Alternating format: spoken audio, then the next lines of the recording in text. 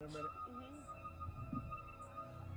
Good evening, folks. Once again, this is the Night Brothers Show. We're live from the Annapolis Juneteenth celebration, and what a day it's been.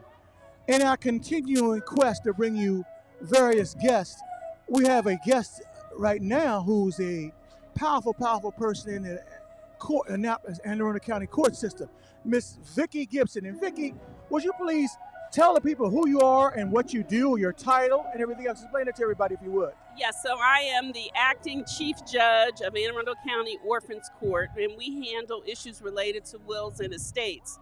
And we're here today supporting the Register of Wills, who has a booth at Juneteenth.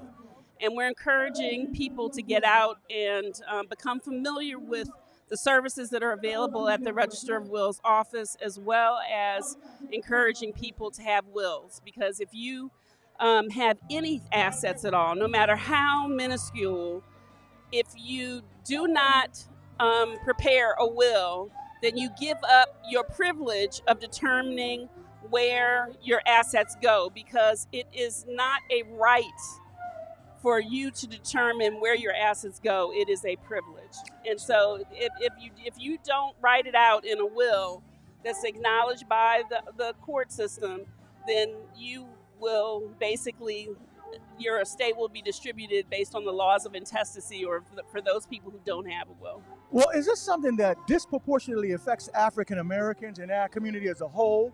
And as far as not having registered wills and things of that nature, could you address that issue if you would? So it's not that we don't have register of wills, because that's a government function. Yes. It's that we tend not to want to, people in the African American community in particular, and people who come from more impoverished backgrounds, Yes. tend to, it has to do with their education and their experience, and they tend to not want to acknowledge that at some point we all will die. Yes. And, you know, it's almost like if you admit that, it's like that's going to make it happen sooner. And trust me, it won't. If your day is not your day until God chooses that to be your day. Amen. You know, Amen. so we just need to own the fact that you never know when you're going to die. And if you don't plan for that, then whatever you've worked hard for in this life may end up going to somebody that you really didn't want it to go to, because you didn't take the appropriate steps and sit down and have a will that's recognized by the law. And so that's why planning is so vital for Exactly. anyone.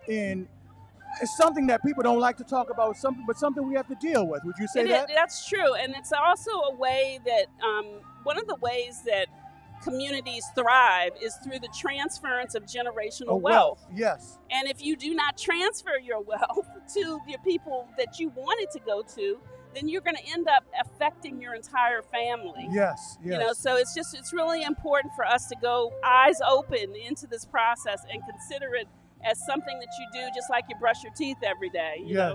It's something that you need to do, because you know if you don't brush your teeth every day, that your teeth are going to fall out. Yes. You know, so you know, it's just things that you do, you know, in anticipation of what you know will happen if you don't do it.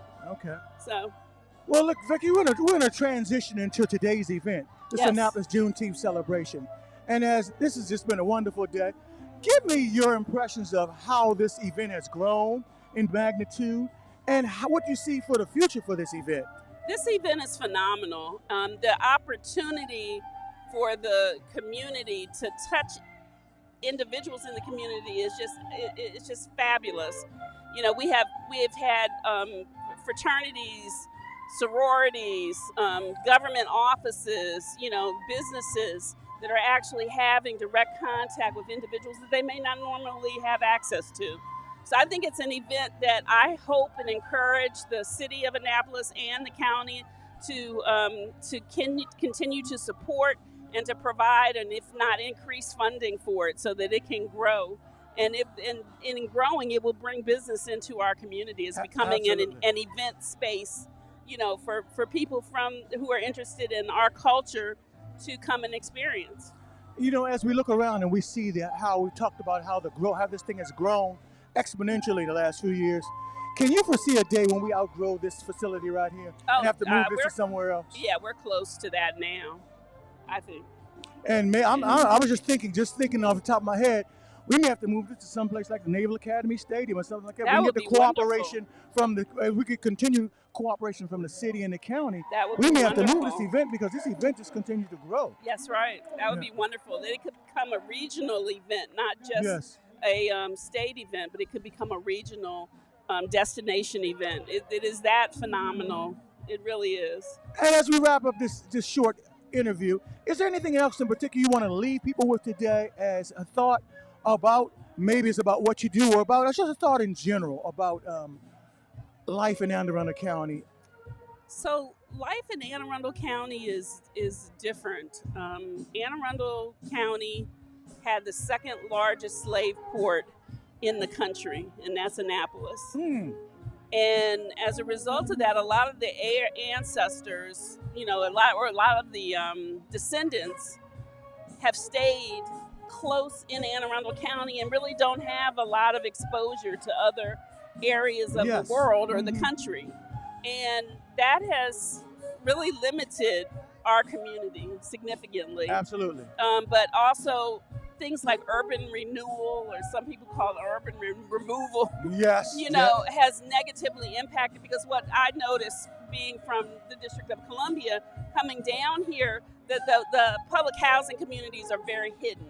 Yes. And that even in that, now there's a move afoot, I believe, to disperse that housing even more than what it was previously. But what people don't realize is that these are whole communities. These are people that have lived for generations in the same communities. Yes. And that from a cultural standpoint, it's important to keep that alive and recognize that in whatever decisions made going forward and how to deal with those communities, that this is part of the culture in Annapolis, and that it's really important for these areas to stay viable and for people to stay connected to them. I guess that's why events like this are so important, to keeping that culture alive and keeping us in tune with one another on our past and where we plan to go in the future. Would you agree with that? I would agree with it, and I would say that it's also something that this celebration is something that really should be cherished in the Black community, because we for years never really,